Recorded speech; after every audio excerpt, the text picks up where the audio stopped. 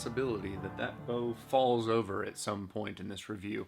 Let's go through some of the specs of the Prime Black 3. 33-inch axle to axle, 6.5-inch brace height, an adjustable let-off but comes stock from the factory set to 80%, an IBO of 337, total weight is 4.3 pounds, draw lengths adjustable on the cams between 25.5 and 31 inches. Draw weights available 40 pounds, 50 pounds, 60 pounds, 70 pounds, and 80 pounds. And I decided to kind of go with an interesting color, something that maybe most hunters won't pick, which is the Yodi tan with the black limbs. It looks awesome. Dude, the finish on this thing looks really, really good. Super classy. Really cool color. Maybe not the best for hunting, but I don't know. Most animals can't see color anyway, right? I think that's what I've decided. So when you start looking at all the new bows that have come out, I think the Prime has some of the most unique features. The question is, are they unique because it's a gimmick, or is it unique because it's actually serving a function? This bow required the most amount of research of any of the bows, just because, again, like the dual roto cam thing, there's 7 different types of string on there. They're just all sorts of kind of craziness that I'm not used to when you're looking at a normal kind of single track cam bow. So let's really dig into the Prime Black 3 and what makes this bow unique even among these other top level elite bows. So let's talk about how you adjust the draw length. On the right hand side of the cam, there's a cluster of numbers that are in the center that correspond with the draw length. In your paperwork that came with the bow, it'll show you those numbers and how they correspond with the draw length, or you can actually look online on the Prime website and it will tell you. Remove that Allen bolt from the number that's on the right hand side of the cam, and then you're going to flip the bow over. You'll note the 2 different screws that are on the center of the module. You're going to want to loosen those. You don't have to back them all the way out, and then you're going to be able to get the play that you need to adjust the module. Turn the bow back over, and then you're going to line up the corresponding hole to the corresponding number of your draw length. It's super easy to follow because the way Prime's designed it, the holes where the screw is going only line up one at a time. It's either lining up at the top or it's lining up at the bottom. It's really, really clear what they want you to do, which is awesome after my crazy debacle with the Bowtech and that stud that if you adjust it off even a little bit, the bow gets all crazy and wonky, which again was my fault.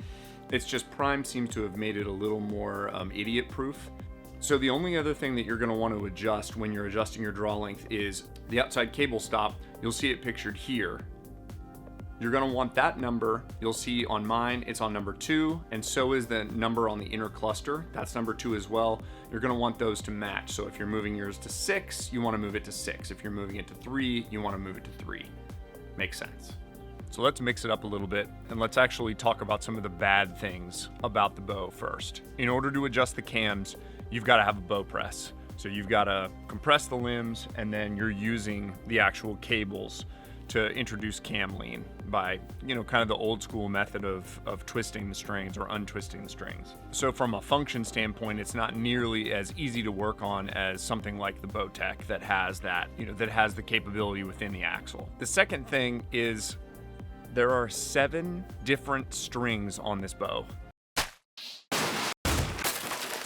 The actual string, you've got the 2 cables, you've got the 2 yokes, and then you've got the splitters where it splits on the top to kind of go into the dual roto cam thing. That's a lot of strings. But Prime knew that, and so they actually included a string change out every 2 years for the life of the bow while you own it. So literally every 2 years, they will send you a new set of strings. Because I imagine they were like, hey, probably this is going to be a complaint that people have. And they were like, how do we address this? And that's what they chose to do. That's pretty cool, I think. I was reading through their website last night, and it says explicitly that the warranty does not transfer from one owner to another. I'm going to do more research on the other bow manufacturers, but obviously that would be something that would be kind of handy, especially for me, where I've bought this bow. Don't know if this is going to be the one that I pick for this year. I'm actually going to specifically email all 5 of the manufacturers and ask them if the warranty will transfer. That'll be one of the tests. I'll be really curious to see how quick their customer service gets back to me. And then given the circumstances of what I'm trying to do, if they'll actually transfer the warranty to the next person that owns the bow. It's a little loud. So one of the tests that I'm going to do when I get them all head to head is put them up on decibel readers so that I actually know how loud it is. But right off the bat, yeah, it's a little noisy. So I think what I'm going to do is I'm going to try to add some monkey tails to the cables and to the string. And I'm going to do that on all of them if they need it, to see if I can kind of get everything in line a little bit more. But I'm going to do some stock decibel tests where, you know, just right out of the box, no stabilizers, no nothing. That's all the bad stuff I got. I've shot it a little bit, not a crazy amount, and the list of bad things is pretty short on this one. I got to admit, I was really curious about the Prime, and it did not disappoint. Like I said about the string policy, their warranty will give you a new set of strings every 2 years. And I think for most people, that's going to be plenty. The vast majority of us are not going to be out shooting so often that we're changing strings every year. So that's kind of a big deal. I can't say enough about the finish and the machining on this bow. Like, I've literally gone over it with a fine-tooth comb and I can't find any nicks, any dings, any paint runs, anything like that. It's beautifully put together.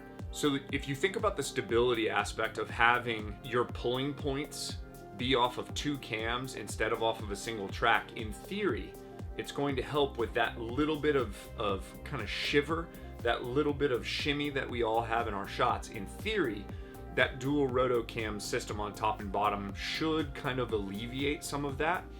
The limbs are set really wide on this one, and I think again that's to try to help with stability. The price. This one, the MSRP is $9.99, which is the cheapest of any of the bows. The strings come pre-stretched from the factory. They say they put 100 shots through it, which maybe that's why it's cheaper, because it's actually technically a used bow. And I will say, when I was shooting it at the shop, getting everything set up, once we tied the peep in, I had 0 rotation. Like, we literally, this setup is exactly how it came. I left the tie off the top and the bottom of the peep just in case I wanted to tie on to get the peep to rotate around a little bit more, but I haven't had to. Like, it's staying exactly how it was straight from the factory. It comes stock with limb dampeners, which I really like. I feel like all the bow manufacturers should have that. Like, even Mathews, like a cool little like M, like their little M emblem. It's such a small little thing to add, but every little bit helps and is going to take out vibration. So that's cool that they include that with the bow. Another thing that's really interesting about this one is the actual rear hole for loading up your back stabilizer is really low. It's literally like 2 inches above the riser. So some of the companies, you've got to put an adapter on out the front, so you've got your front bar and then your back bar working out of here, and then some of them about 4 inches below. That's the majority of them will have another hole about 4 inches below. But I think it's because of the way they distributed the weight, they put this sucker really low, and I'm really curious to see how this does when I add my actual back bar on here. The only thing I'm nervous about is the cutout that's on the back here still has that kind of beveled edge running through the entire thing. I'm worried that when I add my adapter back there, it's gonna sit kind of funny because there's no flat section for that to actually rest up against. It's still that beveled edge. But we'll see when I actually add the rear stabilizer. If you haven't seen my videos, I'm doing a shootout between the Prime Black 3, the Hoyt RX4 Ultra, the Mathews VXR 31.5, the Bowtech Revolt X, and the Elite Cure this year. So we're actually going to get into the shooting specs. I'm doing kind of some more interesting tests with the bow as far as shot angles, and I'm working my way back from 50 to 100 yards to see which ones are really holding. So if you haven't subscribed yet, go ahead and click that subscribe button. Hey, if you disagree with me, don't hit the dislike button. Like, comment down below, because I'm still learning everything. I'm still learning, and I want feedback from you guys so that I can learn. I had a ton of help when I was not liking the Bowtech with people kind of making comments, and it was very, very helpful for me. Don't just punch the dislike button. Leave me a comment. The dislike button, all that does is make YouTube go, oh, people don't like this video, so we're not going to show it to them. But it's a good video. You know it's a good video. Thank you guys for watching. I'm Brandon McDonald.